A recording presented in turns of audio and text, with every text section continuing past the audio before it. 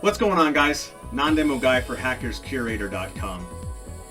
This one's been on hold for a little bit, but Chris and I had the opportunity just before Thanksgiving last year to carry Jesse Bradford down the stairs to relive his experience as Joey Pardella in the 1995 film Hackers. Check it out.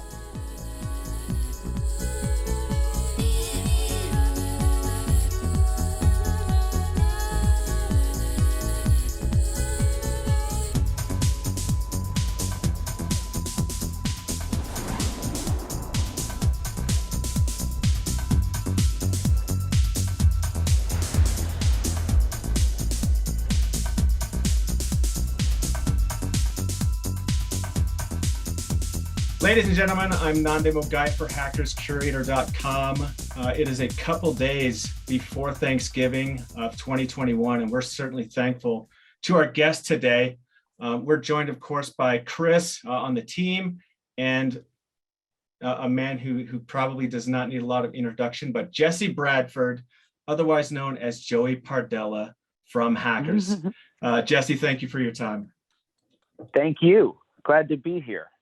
So we like to start off our interview with a classic question, but how long has it been since you have seen Hackers? Wow. I don't know, 20 years probably. I was like 15 when we shot it, and 20 years ago I would have been 22.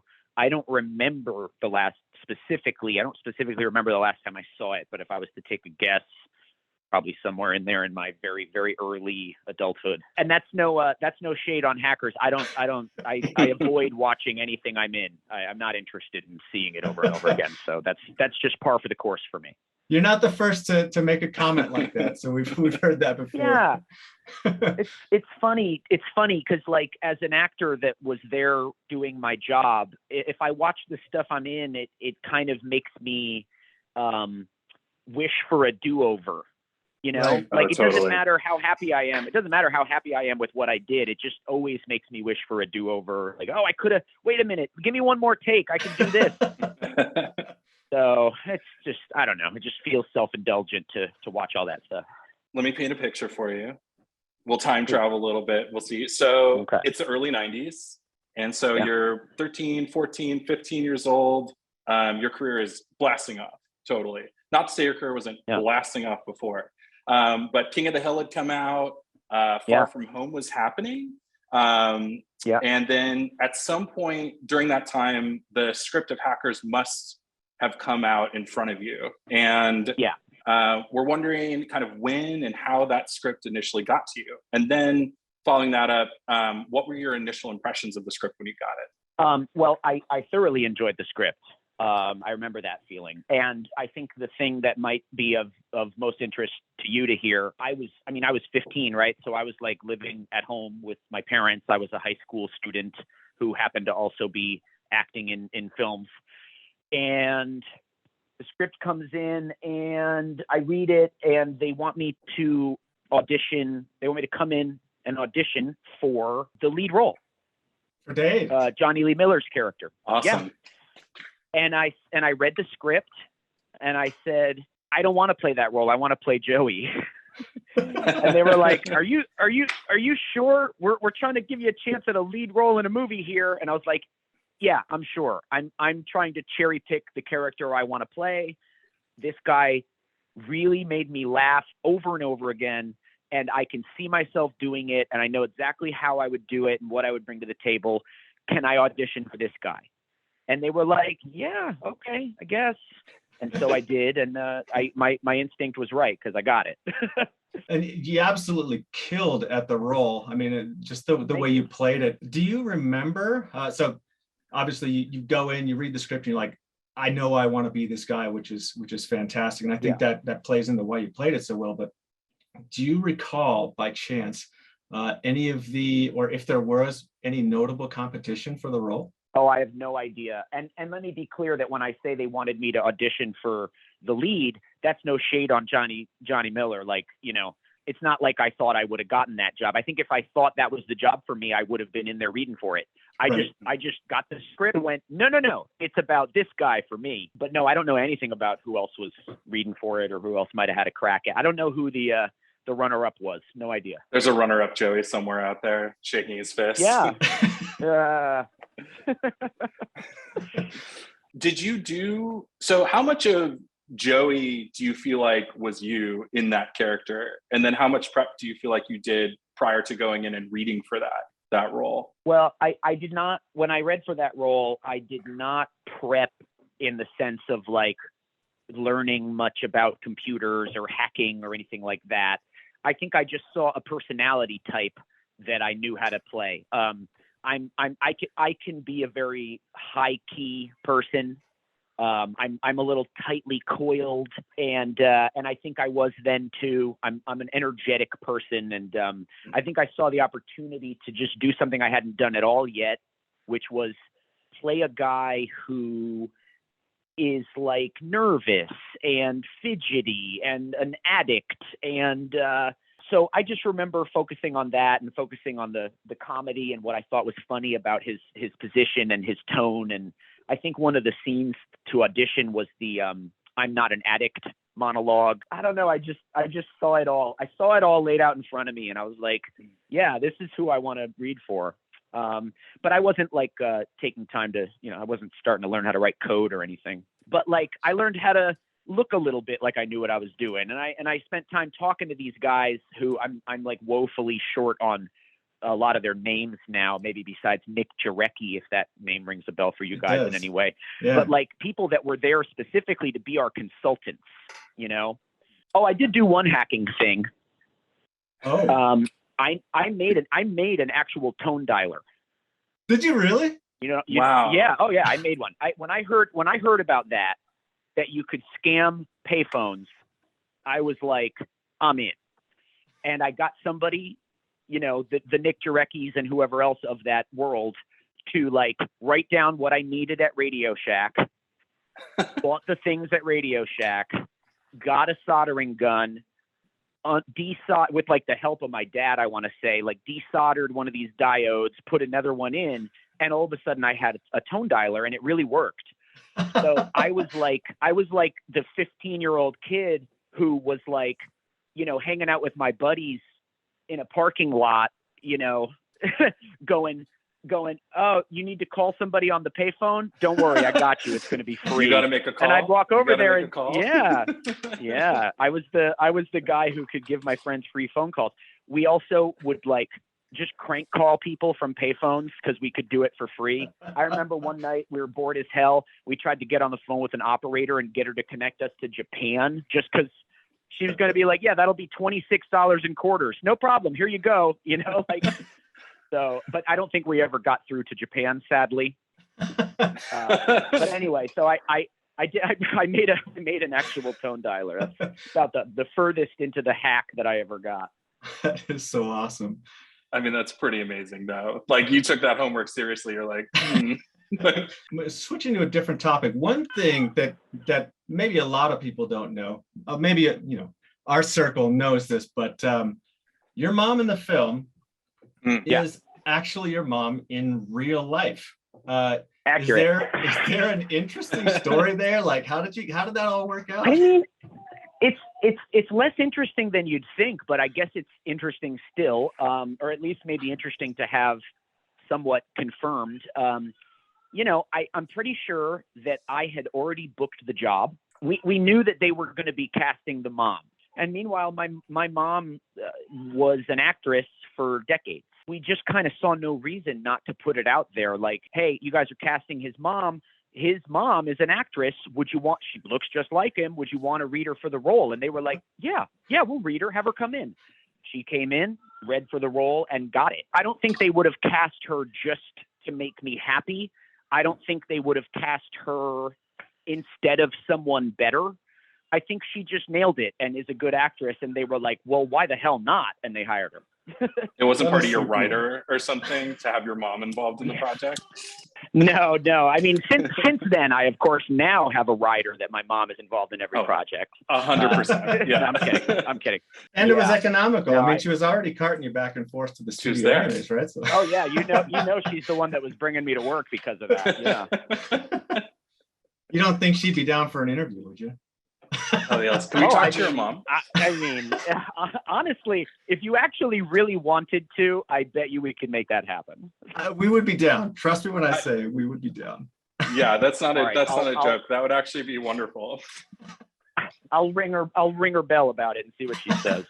We appreciate the assist for sure. Yeah. Part of the history, I mean, part of the archiving the history, right? I mean, real talk is getting all the perspectives, and it's like, what a cool perspective to get from a character that is not part of, I would argue she's part of the main cast, let's be real, but like not part of the main group of kids, right? And just kind of seeing it from the outside, I think would be pretty incredible. So anyway, the seed has been planted, the bug is in your ear. Yeah.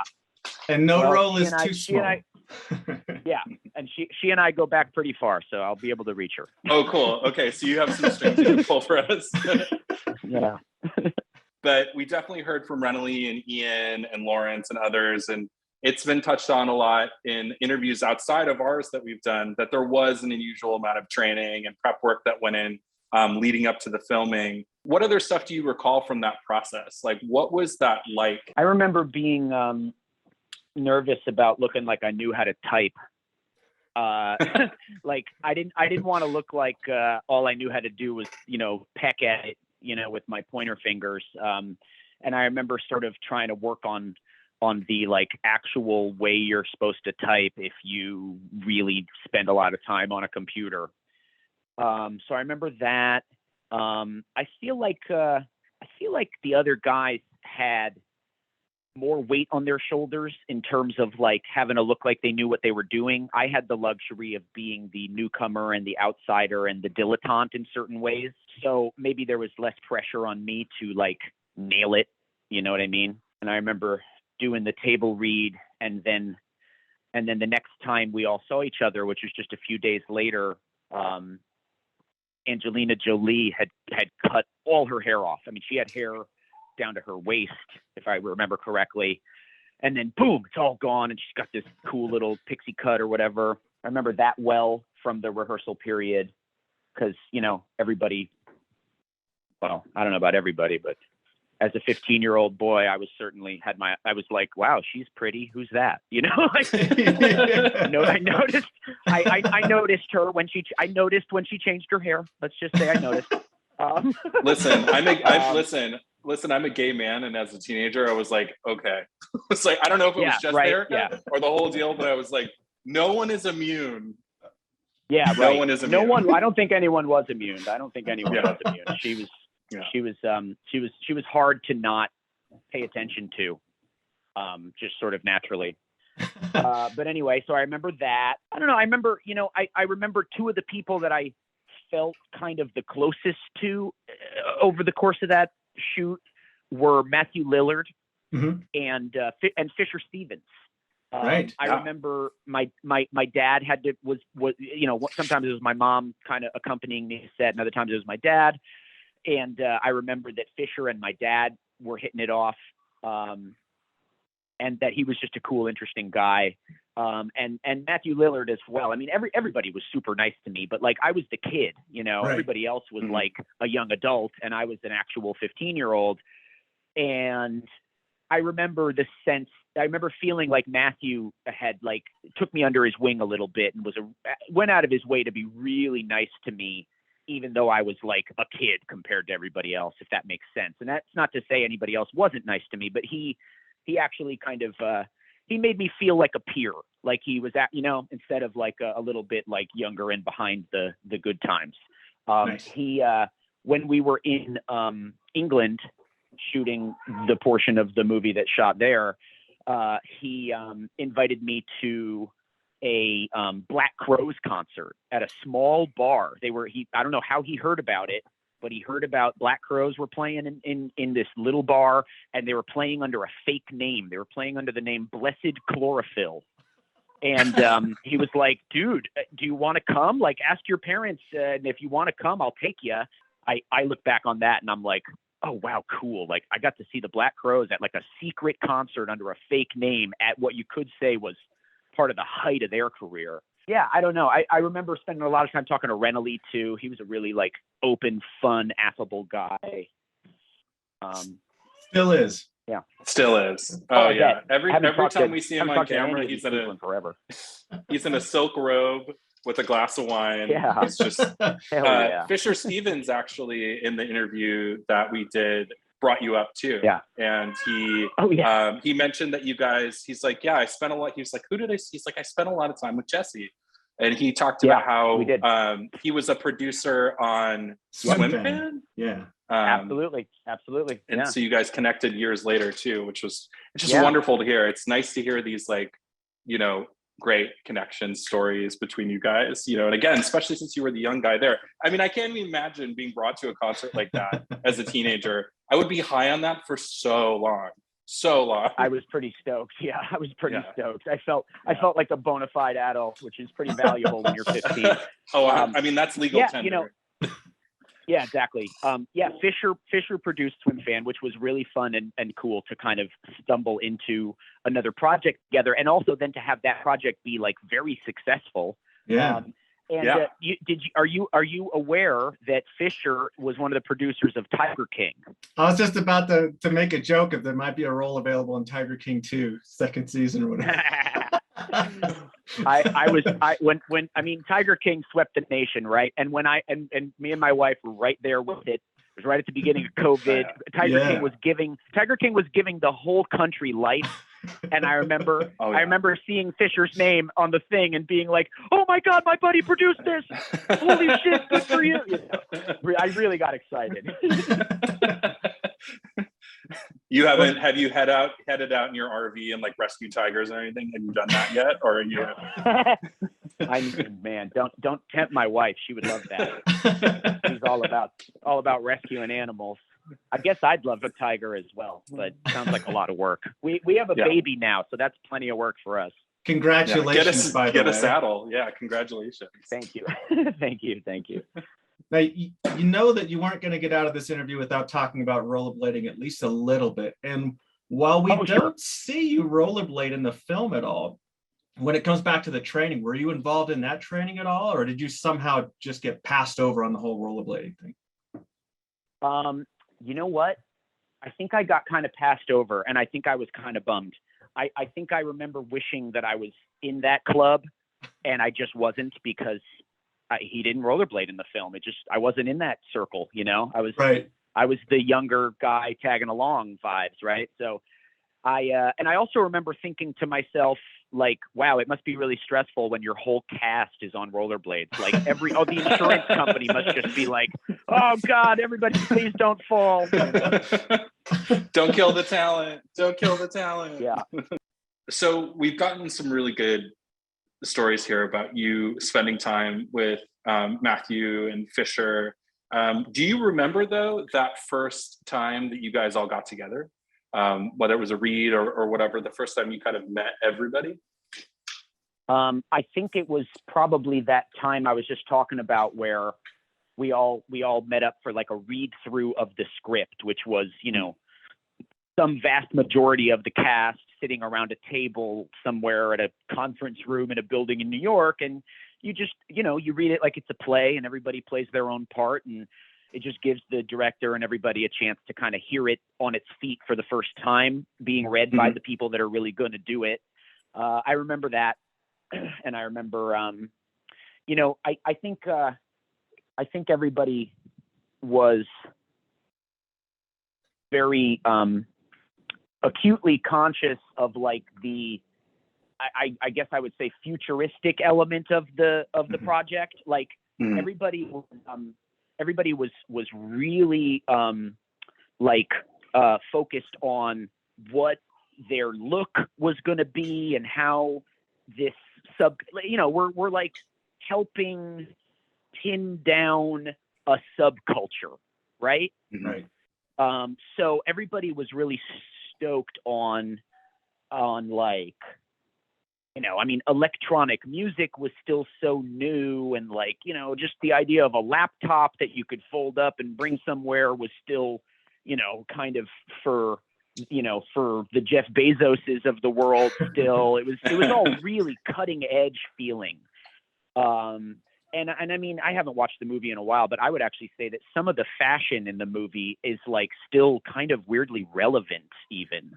So I remember there was a lot of energy on that. It was like we were all there to read the script and do the thing, but then everybody really wanted to talk about like what they were going to do and the hair and their look and what kind of clothes and, you know, the technology.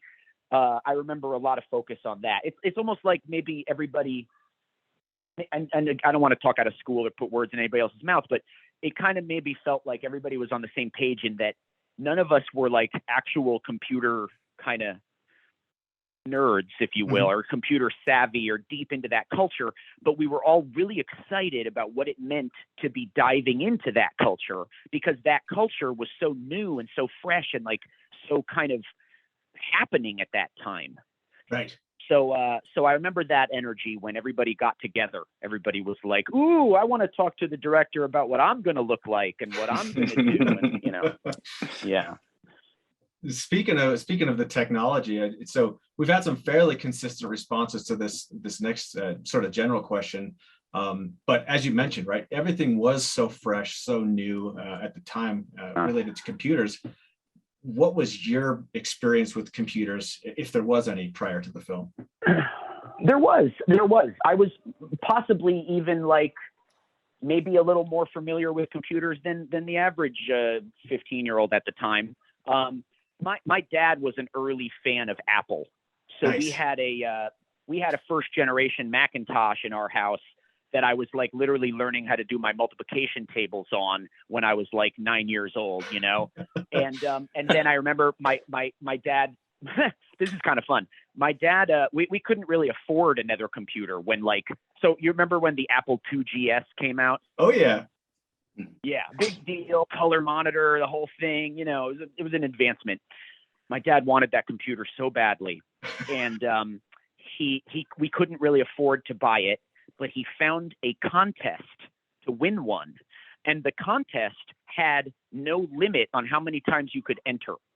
So my dad spent like $100 or something sending, you know, 500 postcards, you know, just to enter this contest, and he won the fucking contest. What? I remember him opening the letter in our house and jumping for joy and rolling around on the floor because he couldn't believe his harebrained scheme to enter a contest 500 times had fucking worked. So he won the 2GS. It showed up at our house. We used it for all kinds of stuff, especially like art, you know, like getting to like make early computer art. And I shit you not, guys, I'm going to take a picture right now. I'm a weird guy, right? There's weird shit about me, but I still have the box. Nice. To the Apple IIgs. I'm looking at it right now. It's just been like a box in my, like, you know how you have those boxes of stuff that just kind of stick around. Oh yeah. It's just been a stuff box for me my whole life. Like my parents must have shipped stuff out to California when I moved to California from Connecticut in this box. Awesome. So anyway, I've still got the box to that computer, which is the box that computer showed up in when it finally showed up, and my dad was like a kid on Christmas opening up his new toy. I love your dad as a contest hacker. Like that's, I keep thinking about that. I'm like, actually, your experience started when your dad hacked a contest. And it didn't happen to inherit the name Lucy, did it? Yeah. No. Is that where it came from? I forgot about that. I forgot that Joey's computer was named Lucy. Thanks for reminding me. So let's talk just real briefly about some character development. We actually asked this question the first time with Matthew Lillard, but were you sort of provided everything that you needed to get the character going, or were there some specific things of Joey that were, this is just Jesse Bradford's invention of Joey? One thing that got rejected, which is that there were these really weird glasses that were part of the possible wardrobe concepts for Joey. Uh-huh. And I really wanted to wear the glasses. And I remember Ian specifically striking them down. You know, he just was like, no, final answer, no, you know? And I was like, okay. So we never got to wear the glasses. I feel like I remember lobbying or the Martians are coming shirt. Yeah. Like I feel like I remember being like, please, I really want to wear this. It's so great. And then I don't even know, is that even in the movie? I think it only made it into like a press photo. Photos, yeah. It's in Because promo, promo photos. Yeah, because somebody dug their heels in on that too. Maybe it was Ian again, where maybe he didn't want like, I feel like he maybe didn't want like logos and stuff, you know, and it was sort of like words on a shirt, and he was interested in a different aesthetic, but somehow we crowbarred that thing in, and it was like my little consolation prize was that we got to do the photo shoot in it. And then meanwhile, I kind of feel like 25 years later, that shirt stands out. People so picture good. that shirt a little bit. I'm trying to remember if the fact that he smokes 2 cigarettes in the A.A. meeting scene was written, or if we just did that. But I want to say it was written. I remember that the scene where they're arresting me. Yeah. And they're like walking me down that long set of stairs. And you just kind of pick your feet up. And you go dead weight. Well, yeah, exactly. I remember that like going dead weight was kind of, they say necessity is the mother of invention. It was kind of like that. Like there was no proper way. Like if I was trying to walk, it was screwing everybody else up. And I just kind of went, well, can you guys just drag me? Like, can you just kind of walk me down? And it worked out. It was funny. And everybody was like, yeah, oh yeah, let's do that. You know, and it was way better than like the shitty pace that we were having to keep if all 3 of us were trying to coordinate. Like, it was like a 3-legged race or something until I was like, why don't you guys just fucking carry me? It's such a Joey thing to do. I remember it's a Joey thing. I know. 100%. Yeah. Well, it worked. Yeah. Yeah. He was in a state of trauma by that point. What about the retainer? Was that just like happenstance that worked into the character, or did they actually go and fit you for the retainer? They fit me for a fake retainer that did not perform any retention at all. It was just because the character was written as having a retainer, and so they fit me for a retainer, and we used it. And I think honestly, I was supposed to wear that thing even more.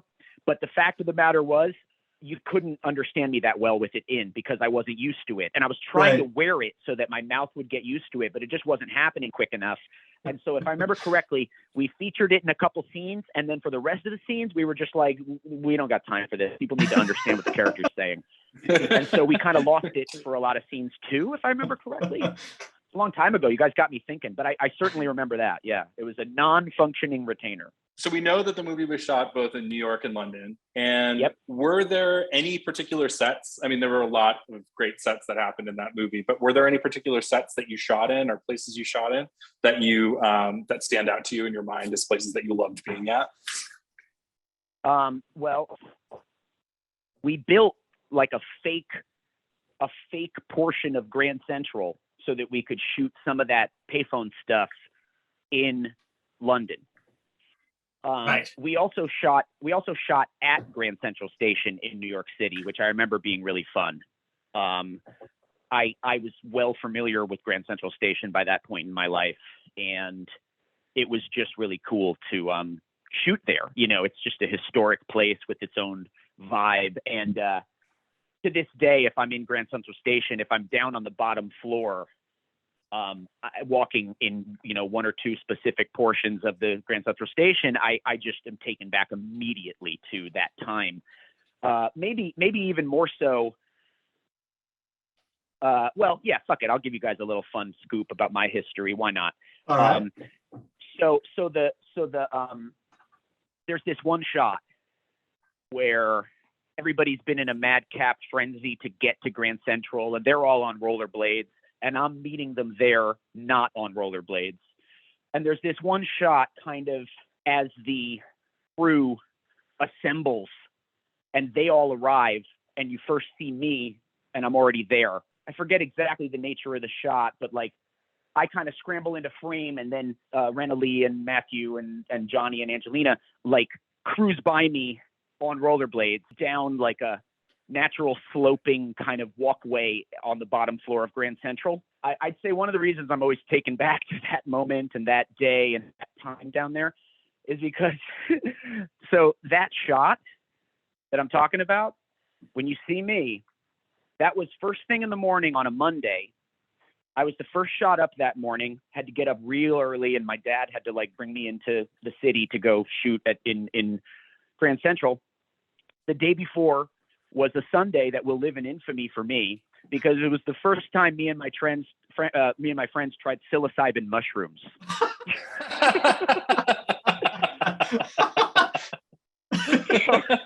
So me and my merry band of 15-year-old buddies back in, sophomore year of high school or whatever, that Sunday we're like, yeah, let's do this.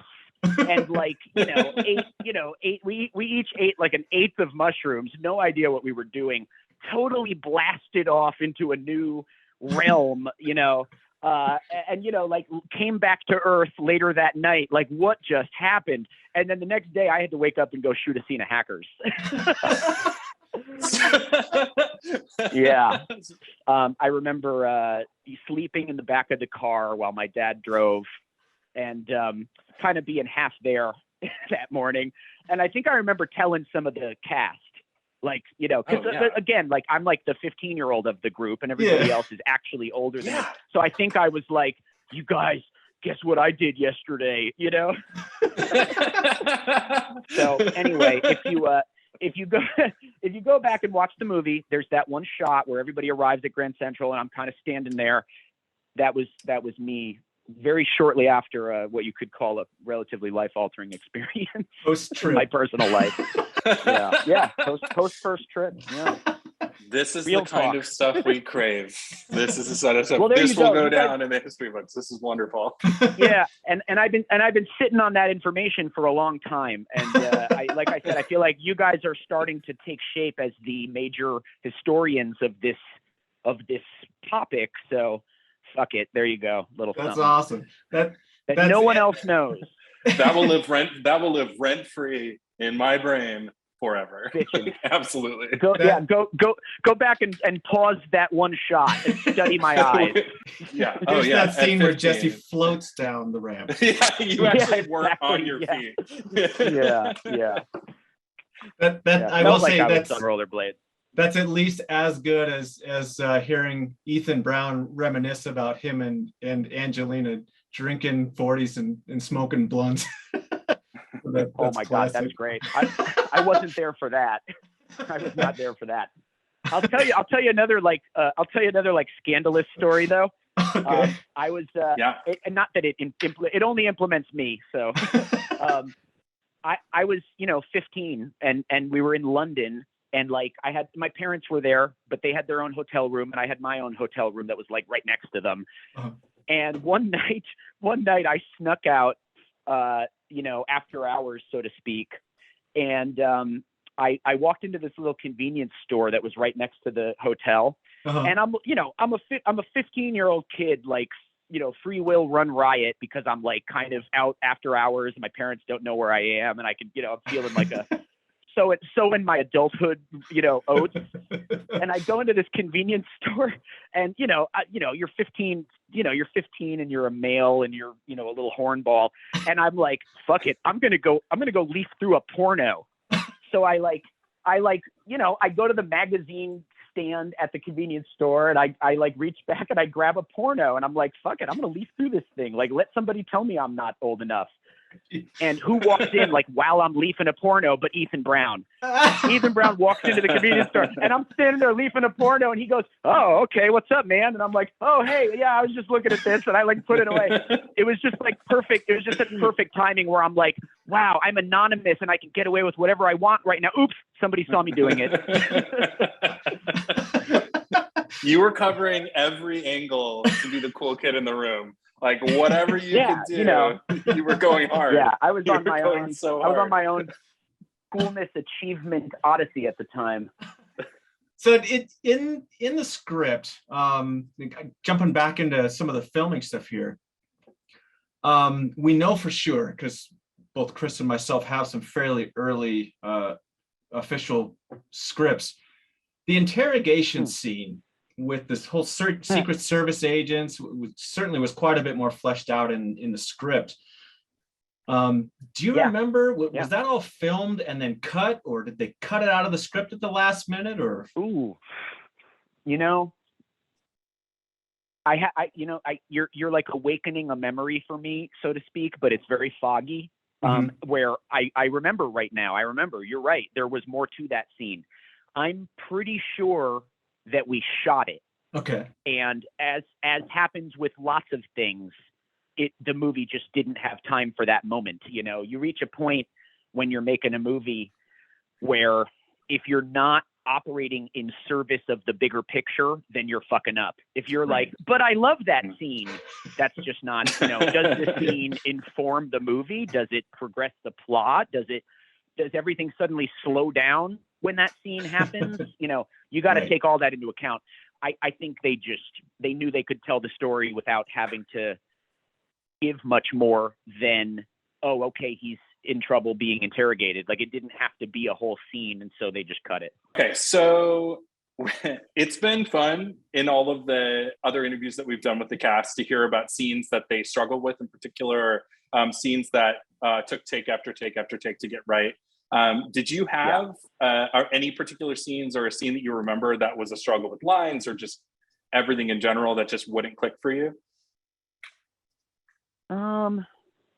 I remember having to deliver a lot of rapid fire dialogue and be like fast in my language and still be able to be understood. And I remember fighting the retainer a bit here and there. But no, I don't remember anything that was like particularly a thorn in my side or particularly difficult. In the fandom, if we say dude, it immediately is recognizable as you. Like, you don't have to give it context. If we just say dude, people are like, Joey, one more dude out of you and we'll slap the shit out of you. Like, it's an incredible, enduring moment for a lot of people. I'm fairly certain that I was like doubling the amount of dudes that you could squeeze into a 4-second period intentionally, like taking that ball and run with it whenever possible. And running down the stairs. Give you credit. Credit where credit's due. Yeah. You're doing cardio. You're laying out multiple dudes.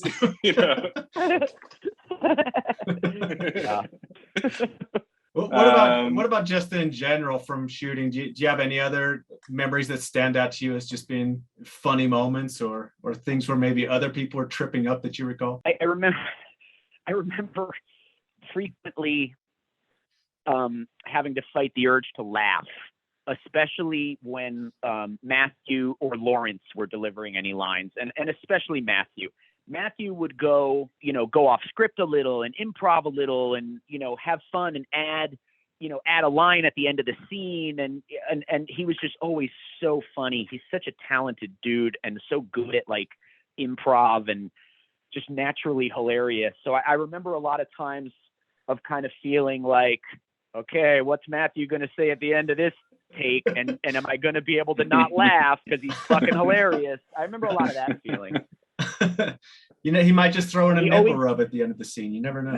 There you go. He always had a bag of tricks, and he always had something up his sleeve, and he was always just right there, committed to the moment, and funny, like improv dialogue came out of that from him. Absolutely. I remember Jonny, who is the night. I mean, I haven't spoken to him in a long time either, but what a genuinely nice guy. I remember like looking up to him and just being like, he's fucking cool. But I remember him working like tirelessly on his American accent. Right. I remember him just like he would speak all day in his American accent, even when he was just speaking, because he didn't want to like reinforce his British accent. And I remember him working hard on specific words and lines and like repeating them quietly to himself in his own little space. Uh-huh. So I remember some of that, but I don't remember him struggling. I just remember him working hard and being really committed to it. I remember that when Angelina and Ethan were like making out on the back of his motorcycle. Yeah. I remember that. I remember a sense of jealousy. I remember that they settled in on the back of that motorcycle, and they stayed there a long time.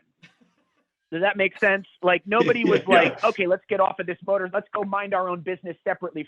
They were two peas in a pod on there, and they were enjoying it together. And then when you contextualize it, and you know that Jonny and Angelina were forming a relationship that was going to blossom from there and turn into more, you go, oh, okay. How did Jonny feel about that in the moment? You know.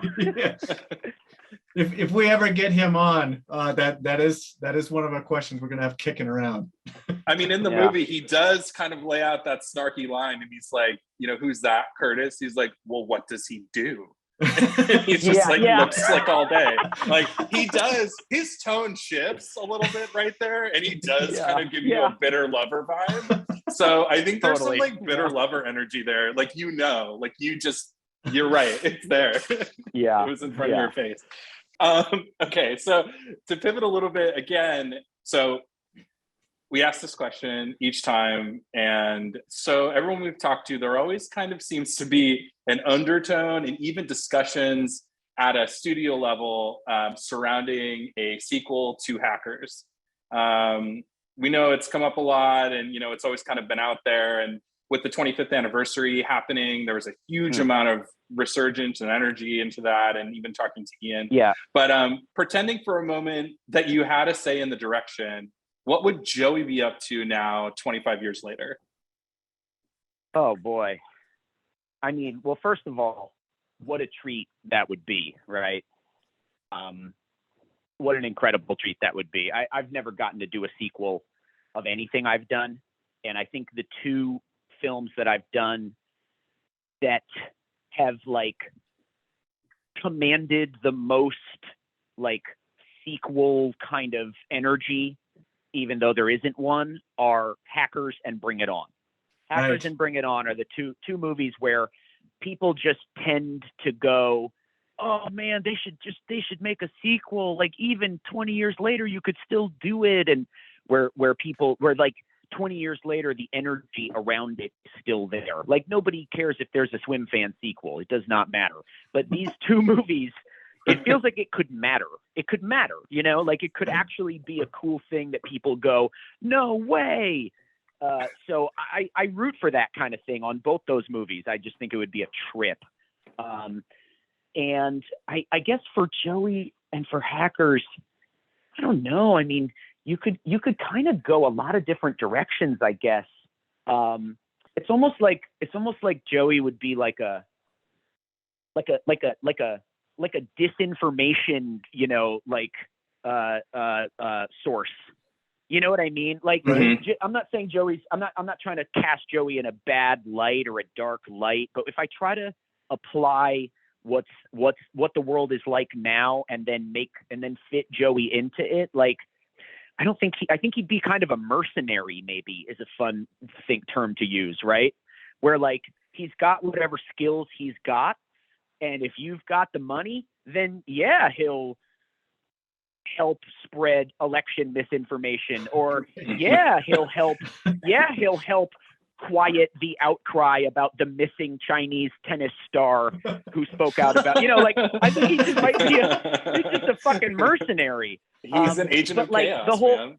He's the head of literally an agent of chaos. There you go. But like maybe the rub and maybe the turn that would make that valid and interesting is if Joey got pulled back from the edge and like remembered that like at heart he what got him into this world was kind of an effort to do better, So right. I think that could be a fun arc for him, that he's just like hacking for hire, doesn't give a fuck, down to spread, doesn't matter. And then like by the end of the movie, he's actually got a conscience again. I think that'd be pretty cool, because I don't see that happening to a ton of the other characters where they've just been like led astray. But I feel like Joey could be led astray. And then hopefully brought back to the light side instead of the dark side. So I mean that could be kind of fun for him. But like also he's also like pitching his like crypto coin, the Joey coin or whatever. Totally. Like he's totally like he's just in deep buying his own bullshit with crypto and NFTs and like just like can't the archetype of like the crypto NFT bro right now. Oh yeah, Yeah. totally. It's just like Joey, it would be like too easy to just drag him into that, like you're trying to talk about something that matters. And he goes, that reminds me, have I told you about my crypto coin? Here's what it's, just constantly working an angle. Those would be two fun directions to go in for Joey. It sounds like it's safe to say that we could see a certain Jesse Bradford taking up the role of Joey once again, if that were to happen. Oh, I would love it. I would die to do that. How about this? The like FBI needs his help with something, or like needs the gang's help. It wouldn't just be Joey. Yeah. And Joey's portion of it is that they take him into like an evidence locker and they unlock something and get, and they pull out Lucy. And it's the first time he's seen Lucy in 20 years. Yeah. And he just breaks down crying. I mean, like there you go. This is why like this and Bring It On are the two fun movies to do it with. Cause like the second you start trying to imagine it, you have good ideas, like those were all okay ideas. Jesse, as we get to winding down the interview, we're here now just over 25 years since the making of the film. Obviously, still a very dedicated, loyal cult following. What are your thoughts on why it has had this lasting impression on its fans? Well, I guess first and foremost, a good movie is a good movie, right? I think it's a good movie. You could make it about whatever you want, horseback riding or vinyl collecting, or whatever the people are into. A good movie is a good movie. So I think that Ian did a tremendous job, and it was a great script, and just he's Ian's a great director. He's a visionary director. He sees things real clear. And then when you combine with the fact that that whole subculture was like so new, like how the movie Easy Rider like spoke to a subculture that like the studio didn't even really know was there at the time. Right. I think Bring It On. I mean, excuse me. Hackers had a little of that going on, where there was this bubbling subculture in music and fashion and technology and the internet, and all this stuff was coming together at once and creating a little world. And this movie was just really ahead of the pack in terms of even shining a light on that world. Right. Let alone getting it so kind of right in terms of like consistently creating something that was visually appealing and technologically accurate, and yeah, I mean, I don't know, I guess. And then I mean, add to it that like, even if like just your average high school student was like ready to embrace this stuff because it was in the zeitgeist, you also had this whole world of people that either were already hacking or like wanted to. It was a new Wild West of sorts. Right. The internet was like a new Wild West. Hey, how do I get on there? And, I mean, you look back and it holds up in so many ways. Like the idea that you can create an alter ego in cyberspace and then have that be your new world that you've created for yourself. I mean, the movie doesn't even begin to touch on social media or anything like that came to evolve out of tech and the internet. But like, you could still see the shape of that forming, where people are, it's a movie about people that are excited to create an alternate identity in cyberspace and explore that space. Even Facebook and whatever else is just that, right? Right. It's just everybody's access point to that, instead of like this, dark corners of the internet kind of thing that hackers might have sort of portrayed at the time. So I don't know. I think it just sparked people's imagination, just like Dennis Hopper and Peter Fonda on motorcycles sparked people's imagination. People just went, yeah, there's a world going on right now, and this movie's telling that story. And then I mean, so then fast forward, and the internet is, I would say, approximately 8 to 10 million times more powerful now as a tool than it was then. Yeah. And now that movie is like a part of the history of the telling of the story of humankind switching from like a terrestrial existence to like a avatar existence, Right. Not trying to get too psilocybin on you guys, but like, So you've been on mushrooms this whole time. yeah, right. But none of this is real. But like here, here we are 2.5 decades later, and like it did a good job of like setting up some of the stuff that was still to come, that was gonna become even more and more powerful. Well, and what's important too, and to think about, is that what your movie did was it put together a cast of people that represented all different types of walks of life, right? The representation in the movie Hackers is pretty incredible. Like Renly is like very clearly like a queer character. We have the young character. We have people of color. We have women. Like we have all these people with all this different agency in that space. So when you're watching that, I know for myself, for sure, when I watched that and I saw all of that together and saw these people and the way they talked to each other and the way that they sort of navigated the space that they were in, that's so important. The movie Hackers is important in multitudes, but it's a really important piece of cinema, that's for sure, at the very least, for helping pull kids like myself out of rural Wisconsin, right into a space of possibility. And I don't know how I don't know how intentional that was at the time, but the idea that all those different types of people, races of people, whatever you want to call it, all these different prototypes of a person, they get into the online space, and there's a leveling of the playing field. There's an equalizing factor. No, you can't, you don't know anything about the characters' personal lives when they're online. You just know about their hacking prowess. When you think back on the overall experience of filming Hackers, or anytime someone says Hackers to you, is there, like me saying it right now to you, I know we've been talking about Hackers for over an hour now, but what is the memory to you that really stands out? Like, what is the thing that pops into your brain when someone says Hackers to you?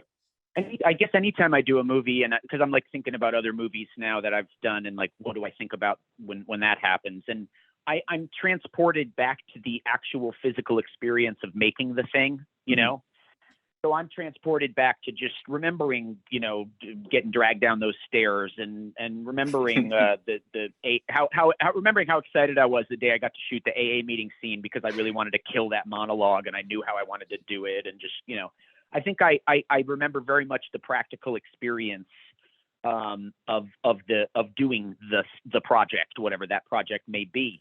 In the case of Hackers, it is absolutely one of the top 3 movies that I've been recognized from the most in my life. So I also think of that. I think of it as somewhat of a benchmark character / project to have been involved with for me, because it seemed to imprint on people's minds pretty strongly.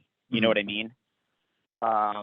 So you definitely know. I guess I think of that. I think of that. I think of like, oh yeah, another Hackers fan. That makes sense. It seems to be one of the ones that, boy, people just really like that movie. Even 25 years later, somebody will recognize me from Hackers instead of anything else that they might have. So I guess I stop and I appreciate its power. It's a powerful film that the people who like it really fucking like it, and that feels good.